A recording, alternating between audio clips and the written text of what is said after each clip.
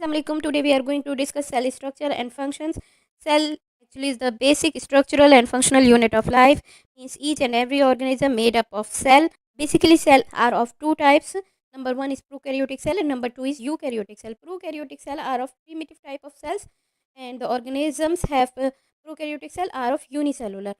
वो organisms जो कि यूनिसेलुलर होते हैं जैसा कि बैक्टीरिया, उनमें अमूमी तौर पर प्रोकैरियोटिक सेल्स होते हैं। हाँ, लेकिन यूकैरियोटिक सेल्स के जो ऑर्गेनिजम्स होते हैं वो यूनिसेलुलर भी हो सकते हैं और मल्टीसेलुलर भी हो सकते हैं। प्रोकैरियोटिक सेल्स के अंदर actually membrane bound organelles present नहीं होते हैं, जबकि यूकैरियोटिक सेल्स के अंदर मेम्ब्रेन बाउंड ऑर्गेनेल्स प्रेजेंट होते हैं।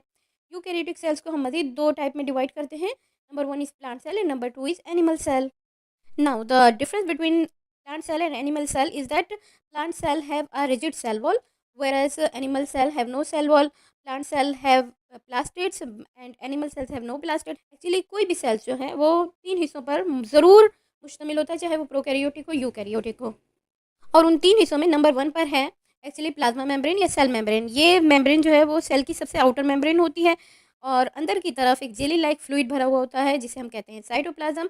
और मज़ीद ये कि हर सेल में न्यूक्लियर मटेरियल यानी डीएनए मौजूद होता है। ये तीन इसेंशियल पार्ट हर सेल के अंदर मौजूद होते हैं। इसके अलावा डिफरेंट टाइप के जो ऑर्गेनेल्स हैं उनकी डिफरेंस की बुनियाद के ऊपर सेल्स की डिफरेंस टाइप है। तो अगर हम यूकैरियोटिक सेल्स में सेल ऑर्गेनेल्स की बात करें और सबसे पहले प्लांट सेल की बात करें, तो प्लांट सेल की सबसे आउटर एक मेम्ब्रेन, एक दीवार एक्चुअली मौजूद होती है जिसे हम सेल वॉल कहते हैं और ये सेल्यूलोज की बनी हुई होती है और ये प्लांट सेल को शेप और प्रोटेक्शन प्रोवाइड करती है। उसके बाद नंबर टू पर एक्चुअली प्लांट सेल हो या एनिमल सेल हो, दोनों में ही एक अदद सेल मेम्ब्रेन मौजूद होती है और ये मेम्ब्रेन एक्चुअली फॉस्फोलिपिड और प्रोटीन की बनी हुई होती है, लचकदार होती है और ये भी सेल को और सेल के इंटरनल ऑर्गेनेल्स जो होते हैं उनको प्रोटेक्शन प्रोवाइड कर रही होती है, परमिएबिलिटी का काम कर रही होती है।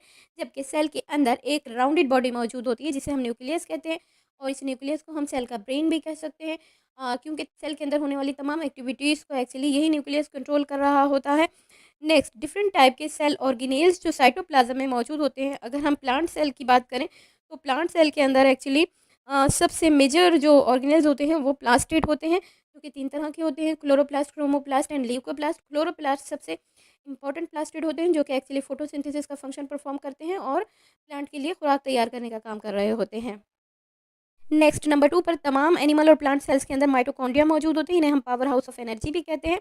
ये एक्चुअली रेस्पिरेशन का प्रोसेस इन्हीं के अंदर होता है और एटीपी फॉर्मेशन हो रही होती है। उसके अलावा एंडोप्लाज्मिक रेटिक्यूलम मौजूद होते हैं, ये एक्चुअली कुछ चैनल लाइक बॉडीज़ होती हैं और ये ट्रांसपोर्ट का काम कर रहे होते हैं। इनके अलावा कुछ ऑपरेटर्स मौजूद होते हैं जिन्हें हम गोल्जी बॉडीज़ या गोल्जी ऑपरेटर्स के नाम से जानते हैं। ये किसी भी सेल के अंदर किसी पोस्ट ऑफिस की मानंद होते हैं। ये डिफरेंट टाइप के मटेरियल की ट्रांसपोर्टेशन को सेल के अंदर एक्चुअली पहुंचाने का काम कर रहे होते हैं। उसके अलावा छोटे छोटे से दाने नुमा अजसाम होते हैं जिन्हें हम राइबोसोम्स कहते हैं। ये प्रोटीन सिंथेसिस का काम करते हैं यानी प्रोटीन बनाने की मशीन कहलाते हैं। नेक्स्ट, ये कि लाइजोसोम्स मौजूद होते हैं एनिमल सेल्स के अंदर। प्लांट सेल्स में लाइजोसोम्स मौजूद नहीं होते हैं।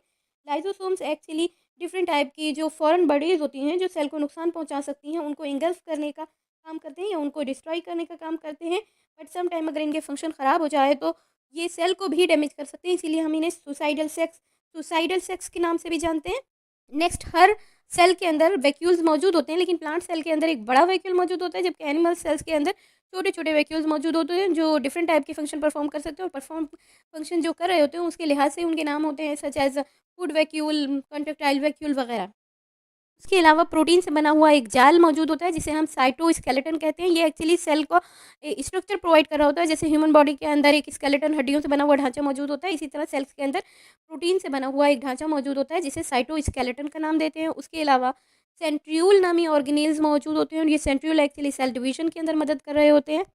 प्लांट सेल्स के अंदर कुछ माइक्रोबॉडीज भी प्रेजेंट होती हैं जिनमें फेमस एक्चुअली ग्लाइओक्सिसोम है। ये बॉडी एक्चुअली लिपिड मेटाबॉलिज्म के अंदर हेल्प कर रही होती है। साथ ही साथ एनिमल और प्लांट सेल्स के अंदर कुछ और माइक्रोबॉडीज के तौर पर एक्चुअली परऑक्सिसोम मौजूद होते हैं जो कि हाइड्रोजन पर ऑक्साइड की टॉक्सिसिटी को रिमूव करने का काम कर रहे होते हैं। अपनी नेक्स्ट क्लासेस के अंदर हम इन तमाम ऑर्गेनेल्स को वन बाय वन डिटेल के अंदर स्टडी करेंगे। जब तक के लिए अल्लाह।